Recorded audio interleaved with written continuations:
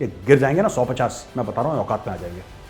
इनसे तो हम फालतू में इतनी बातचीतें कर रहे हैं चाइनीज से। ये टॉक करेंगे, ये बातचीत करेंगे, बातचीत से कुछ नहीं होगा। तो फिर कई पाकिस्तानियों ने बोला कि इंडिया ने पैसा दे दिया है और इंडिया की साजिश है। वो कोई साजिश नहीं है यार। फिर कोई बता रहा, कश्मीरियों को पता लग गया कि सच क्या है, असली डकैत तो कोई और है। तो अब उनको पता लगा, वो सड़कों पे आ रहे हैं तिरंगा लेके। ओ भाई, ये गलत काम मत करिए। स्मॉल ग्रुप ऑफ सिक्स खालिस्तानियों को आप सिख मत बोलिए, खालिस्तानी जानवर हैं। जय हिंद दोस्तों, मैं हूं मेजर गौरवारी और आप देख रहे हैं द चाणक्य डायलॉग्स। इस वीडियो को लाइक करिए, हमारे चैनल को सब्सक्राइब करिए, बेल आइकन दबाना बिल्कुल मत भूलिएगा। दोस्तों, आपको पता है कि लाइन ऑफ एक्चुअल कंट्रोल में चीन के साथ क्या हो रहा है। एक के बाद एक कॉन्फ्रेंस हो रही है, लेकिन चीन टस से मस नहीं हो रहा है। लेकिन अब शायद कोई आशा की किरण है कि चीन को लॉजिक समझ में आएगा। मैं आपको पढ़ के बताता हूं, मिंट जो अखबार है उसकी खबर है, और यह खबर पढ़ के बताता हूं कि India China agree to resolve border issues in speedy manner in rare 2-डे मीट। अच्छा, ये पीपल्स लिबरेशन आर्मी, जो चाइना की फौज है, पीपल्स लिबरेशन आर्मी और भारतीय सेना दोनों ने मिलकर अग्री करा है। ये माना है कि हाँ, हम दोनों बैठ के इसको जल्द से जल्द इसको हम खत्म करेंगे। ये जो बॉर्डर का डिस्प्यूट है, 13 अगस्त 14 अगस्त की बात है, और पहली बार ऐसा हुआ है कि 2 दिन लगातार ये टॉक्स हुई। इसका मतलब ये सीरियस है टॉक्स के लिए। और ये 19th round of India China core commander level talks were held at Chushul Moldo border. Moldo garrison है चाइना की, जो कैलाश रेंजेस जब एसएफएफ वालों ने टेक ओवर करी थी, दे वर ओवरलुकिंग द मोल्डो गैरिसन। फिर चाइनीज ने बोला यार ये तिब्बती कहां से आ गए यार, अब तो बैंड बजा देंगे। फिर चाइनीज भाग गए वहां से, वो वाला मोल्डो वहां पे। तो वहां पे ये टॉक्स हुई। अच्छा, मैं ना आपको 2-3 बातें बोलना चाहता हूं। इसके अलावा 1 जनवरी में chief of the army staff का जो जनरल मनोज पांडे साहब हैं, हमारे चीफ ऑफ आर्मी स्टाफ, उनका आया था कि भाई इंडिया ने 2000 किलोमीटर रोड बनाई है बॉर्डर के आसपास। पिछले 5 साल में 1300 करोड़ रुपए खर्च करे हैं। पिछले 3 साल में इंफ्रास्ट्रक्चर और हैबिटेट रिक्वायरमेंट, यानी कि जवान और अफसर कहां पर रहेंगे, बॉर्डर के आसपास रहने की भी आपको जगह बनानी पड़ेगी ना, उस सब के लिए। और बोला है कि 55,000 ट्रूप्स के लिए, यानी कि 55,000 फौजियों के लिए, और तकरीबन इसमें बोला गया कि 400 गन्स के लिए। वेन यू से गन्स, गन्स का मतलब वो नहीं है कि 47, गन्स मतलब आर्टिलरी, बड़ी तोपें। तो उस खसूसी एरिया में 400 लगी हैं, ठीक है ना।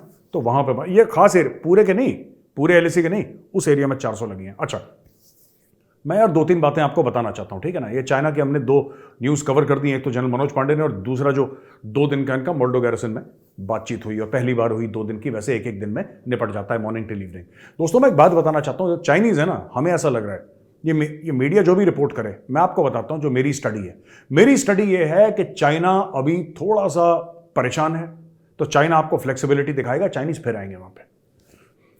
आप मान के चलिए चाइनीज फिर आएंगे। लोग तो मुझे भी बहुत उल्टा सीधा बोलते हैं, ठीक है। और ये बड़े बड़े जो लेफ्ट विंग टाइप के हैं, और ये मुझे कि नहीं, मुझे मिलते हैं लोग, तब मुझे बोलते हैं कि नहीं, आप हर समय लड़ाई की बात करते हैं, ठीक है ना। ये मुझसे कहते हैं कि मेजर साहब आप हर समय लड़ाई की बात करते हैं, आप अमन और शांति की। यार ये लोग बेवकूफ हैं, गधे हैं ये लोग। मैं ग्रेजुएशन के बाद मैं आर्मी में चला गया, ठीक है। ग्रेजुएशन के बाद मैं आर्मी में चला गया। 1993 में मैंने ओटीए ज्वाइन करा। 93 में, 93 से लेकर 99, 6.5 साल आपने मुझे क्या सिखाया? आपने, मेरा मतलब फौज ने, इंडियन आर्मी ने, राइट। उसके बाद किसके आशीर्वाद से? आप लोगों के आशीर्वाद से, देश के आशीर्वाद से। हमारी ट्रेनिंग क्या थी? फायरिंग रेंज पर गए, 1 गोली 1 दुश्मन, shoot to kill, kill to win, ठीक है। Living by chance, loving by choice, killing by profession. आपने मुझे पहले बताया जब मैं गया एकेडमी में, living by chance, loving by choice, killing by profession. हमारा काम क्या है? जो भारत की तरफ गलत नजर से देखे, ठोको। बाकी देखो, जो जनरल साहब हैं वो अपने लेवल पे बताएंगे, वो स्ट्रेटेजिक थिंकर्स हैं।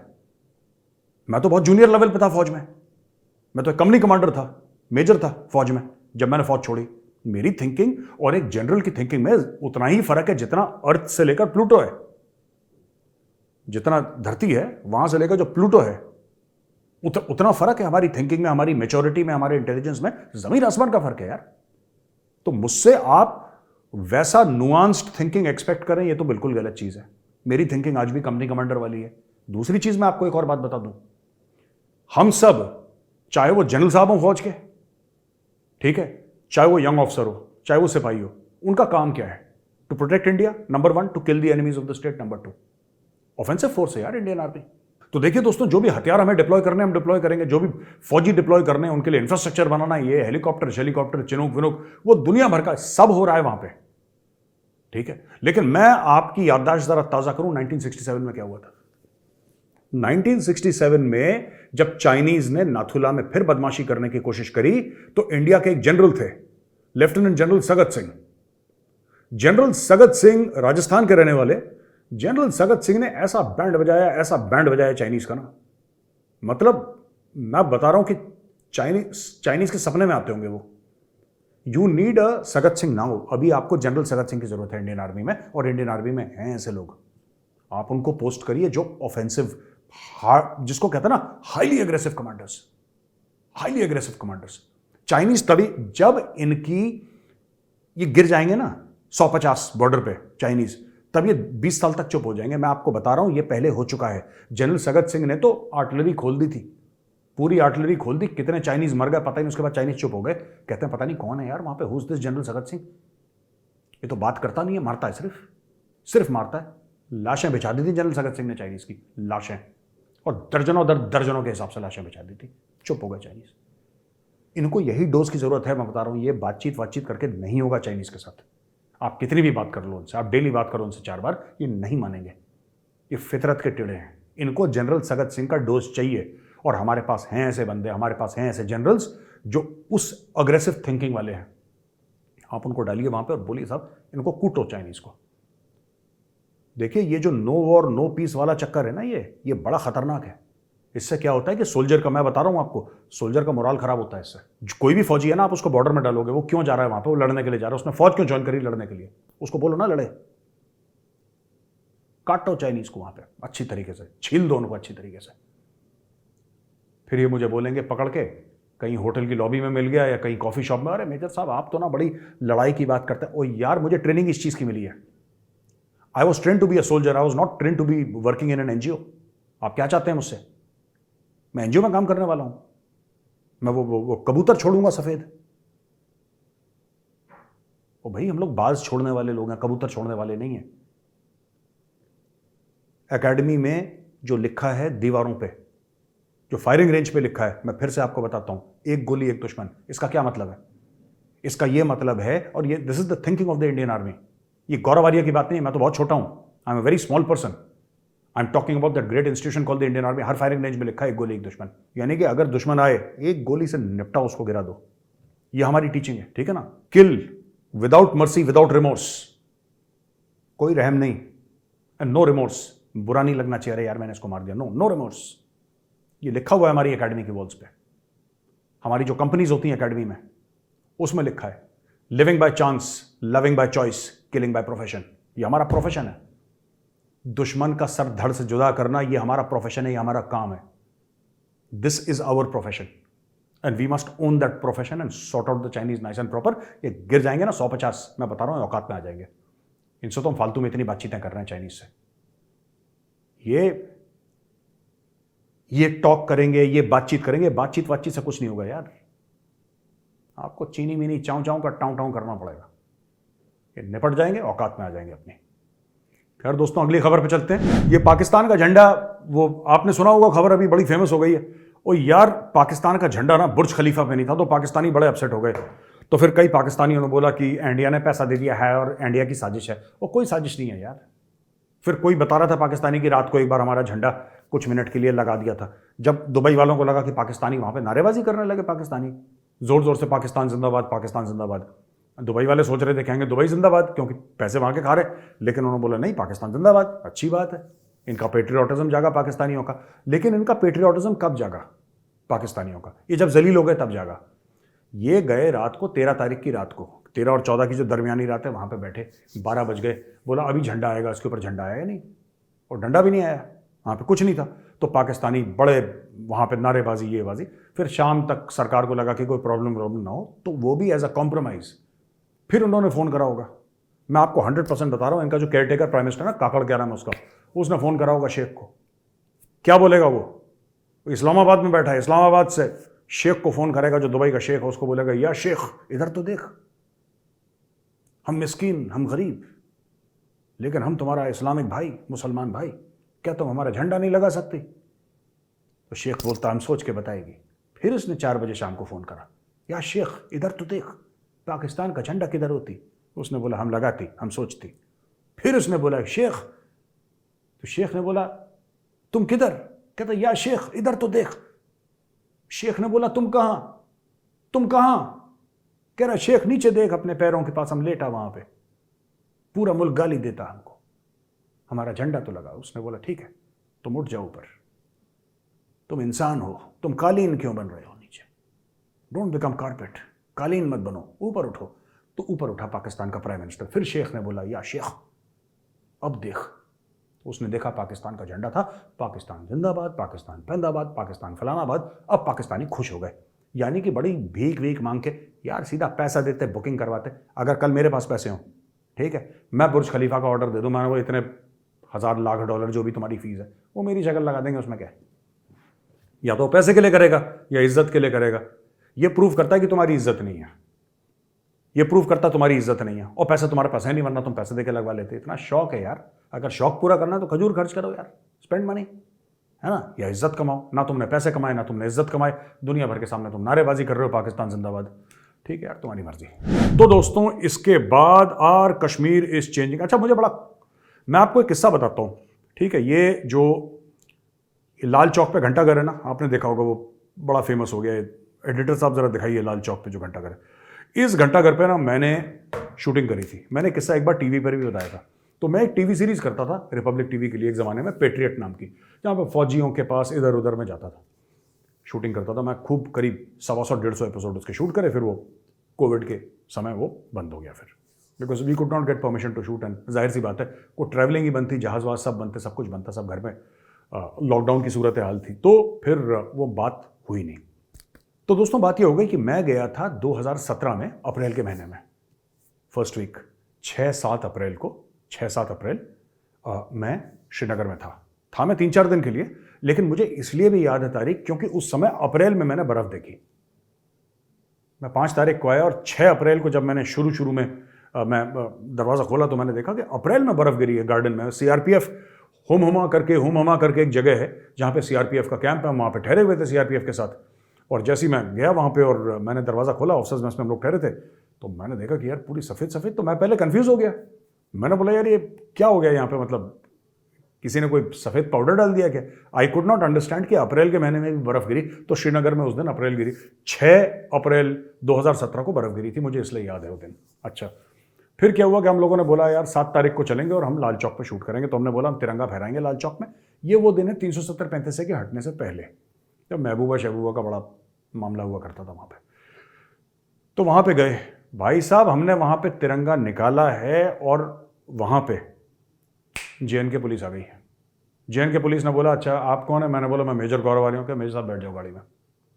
पुलिस की गाड़ी में बैठा के चलो थाने। मैं बोला ठीक है बैठ जाते हैं। मेरे क्रू से कैमरा वैमरा ले लिया, जितने भी क्रू में थे 2-4 लोग, उनसे कैमरा ले लिया, प्रोड्यूसर को बैठा लिया गाड़ी में, बोला चलो तुम्हारा अरेस्ट होगा। अब ये हाल था पहले, आज की तारीख में, ठीक है। वो हमने फिर सीआरपीएफ को कॉल करा। सीआरपीएफ में एक डीआईजी साहब थे वहाँ पे, बड़े सज्जन आदमी, उन्होंने हमारी हेल्प करी। ही कॉल्ड अप समबडी और इमीडिएटली 2 मिनट में पुलिस के पास कॉल आ गया और पुलिस ने बोला ठीक है साहब अब ये मत करिए, आप जाएँ यहाँ से, वरना यहाँ पे ये प्रॉब्लम होगी।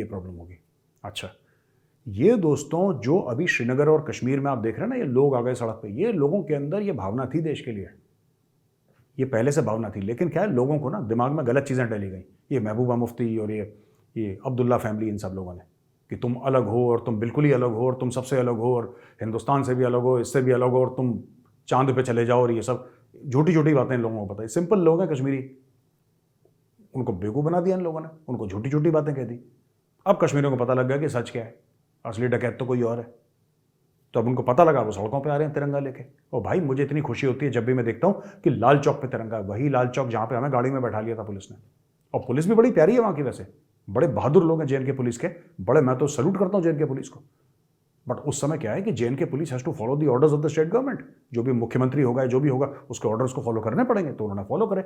यानी कि जो स्टेट के तंत्र थे, अच्छे लोग थे, बढ़िया लोग थे, आज भी बहुत अच्छे लोग हैं जेएनके पुलिस वाले, उनका भी मिसयूज़ करा ये दोनों परिवारों ने अपने हिसाब से स्टेट को चलाने के लिए, और अपने हिसाब से लोगों को ये बोलने के लिए कि नहीं साहब ये पाकिस्तान ज़्यादा करते हैं। अभी सब चुप हैं, कोई कुछ नहीं बोल रहा। बीच बीच में महबूबा मुफ्ती थोड़ा सा उबाल मार देती है, लेकिन महबूबा मुफ्ती को एक बात कहना चाहता हूँ, मैडम हाथ जोड़ के आपसे एक विनती है, ठीक है, आपने ठीक है मुझे ट्विटर पे ब्लॉक कर दिया, कोई बात नहीं, उससे कोई फ़र्क नहीं पड़ता, लेकिन मैं आपको एक बात बताऊँ, आपका पॉलिटिकल करियर खत्म है। Mehbooba Mufti, your political career is gone. आपने देश के खिलाफ जितना जहर उगला है ना, अब उसकी सज़ा तो भुगतनी पड़ेगी। आपका पॉलिटिकल करियर खत्म है। आप अपने गुपकार के फ्लैट के अंदर, अपने बंगलों के अंदर बैठ के आपको जो भाषण देने दीजिए, आपको जो ट्वीट करवाने करवाइए। अपनी बेटी से करवाती हैं ट्वीट है, तो जो आपको करवाना है करवाइए। आपको जैसा जो करना है, आपकी बहुत कमाई है, बहुत पैसा है आपके पास, कहाँ से आया आपको बेहतर पता है, ठीक है। और फारूक अब्दुल्ला साहब, आपको जो करना है करिए, आपकी जो मर्जी। लेकिन both of you, none of you, in fact आप दोनों में से कोई भी will never ever become the chief minister of JNK। Never. तुम गांव के पटवारी नहीं बन सकते, भी देख लेना। You will never become. तुम लोगों ने बहुत कलेश करा है एंड यू डिजर्व इट। अब दोस्तों, वॉशिंगटन DC में प्रो खालिस्तानी वाले फिर चढ़ गए राशन पानी लेके। अब ये कह रहे हैं कि हम प्रोटेस्ट करेंगे और ये करेंगे वो करेंगे। तो ये छोटा सा ये लोग यहाँ पे ग्रुप गैदर हुआ और लेकिन वहाँ पे सिक्योरिटी पर्सनल और US पाक police, US secret service and Washington DC police, वो लोग वहाँ पे आ गए। और जो तरनजीत सिंह संधू साहब हैं, जो हमारे एम्बेसडर हैं, वेरी रिनाउंड डिप्लोमेट, आपने देखा होगा वो जब मोदी जी वहाँ पे थे तो मोदी जी के साथ वो बंद गले का जैकेट पहन के और आई थिंक ऑरेंज कलर की उन्होंने पग पहनी थी। Very handsome looking man, very well spoken and among India's finest diplomats, he is the ambassador. वो हमारे एम्बेसडर साहब हैं। तो तरनजीत सिंह संधू साहब भी वहाँ पे, और वहाँ पे उन्होंने ट्राई कलर को होस्ट करा है। और अब देखिए ना, बात ये है कि ये एक तो हिंदुस्तान टाइम्स की खबर है। मैं ये कहना चाहता हूँ, a small group of separatist Sikhs, ये कह रहे हैं कि कुछ सेपरेटिस्ट जो खालिस्तान बनाना चाहते हैं, भारत से अलग होना चाहते हैं, सिख। मैं आपसे मीडिया से हाथ जोड़ के विनती करता हूँ, ये खालिस्तानी सिख हैं ही नहीं। Khalistanis are not Sikhs. आप प्लीज़ सिख लिख के आप जो हमारे सिख भाई बहन हैं उनका नाम मत खराब करिए। मैं इंडियन मीडिया से कहना चाहता हूँ, खालिस्तानी को, आपको खालिस्तानी लिखना है ना, आप खालिस्तानी लिखो। आपको जो मर्जी, इनको सिख मत लिखो, ठीक है ना। Please don't insult Sikhs. Sikhs have a very very long and very glorious history. हमारे जो सिखों ने सैक्रिफाइस करी है, जो बलिदान दिए, वी कैन नेवर फॉरगेट। जो उनके गुरुओं ने बलिदान दिया हमारे लिए, we can never forget. Kashmiri पंडितों के लिए जो बलिदान दिए, वी कैन नेवर फॉरगेट। तो मैं उस चीज़ को याद करते हुए एहसान मानना चाहिए, राइट। ये गलत काम मत करिए। स्मॉल ग्रुप ऑफ सिख्स, खालिस्तानियों को आप सिख मत बोलिए। खालिस्तानी जानवर हैं, खालिस्तानीज आर एनिमल्स। उनको प्लीज़, सिख हमारे भाई हैं, हम बड़ी इज्जत करते हैं, बड़ा प्यार करते हैं सिखों से। ये खालिस्तानी सिख नहीं है, इनको दूर रखें इन सबसे। ये मैं इंडियन मीडिया से रिक्वेस्ट कर रहा हूँ। खैर, ये खालिस्तानी आए, वहाँ पे देखा पुलिस का इंतजाम है। यार वहाँ पे वो अमेरिका है ना, अमेरिका में ये सब तो होता नहीं ज़्यादा। अमेरिका में ज़्यादा कुछ, अमेरिका में तो ऐसा है कि भाई पुलिस वाले ने लाइसेंस बोला कि please show me your license. बंदे ने पीछे जेब में हाथ डाला, उसको लगा बंदूक है, पुलिस वाले ने गोली मार दी। वहाँ पे तो अमेरिका में ऐसा होता है, पुलिस पहले गोली मारती है, सवाल जवाब बाद में करती है। तो ये सब बेवकूफ़ी जो खालिस्तानी करते हैं ना, यूके में कर सकते हैं, कनाडा में कर सकते हैं, अमेरिका में करके देखो, ठीक है। वो ठीक है, चुपके से रात को आपने तेल फेंक के, आग छिड़क के आपने सैन फ्रांसिस्को के कॉन्सुलेट में आग लगा दी, वो अलग चीज़ है। अभी गए सारे के सारे जितने भी खालिस्तानी थे, छोटी सी टोली बना कर गए, जलील होके वापस आए। Badly insulted and humiliated, badly insulted, वापस आ गए जलील होके। क्या फायदा हुआ? खैर, इज्जत तो वैसे भी नहीं है तुम्हारी, ना तुम्हारे बाप पाकिस्तानी होगी। एनीवे दोस्तों, वीडियो कैसा लगा आपको? अगर अच्छा लगा ना तो एक बार लाइक का बटन जरूर दबाइएगा। तो दोस्तों, हमारे चैनल को सब्सक्राइब करिए, बेल आइकन दबाना बिल्कुल मत भूलिएगा। जय हिंद, वंदे मातरम, भारत माता की जय।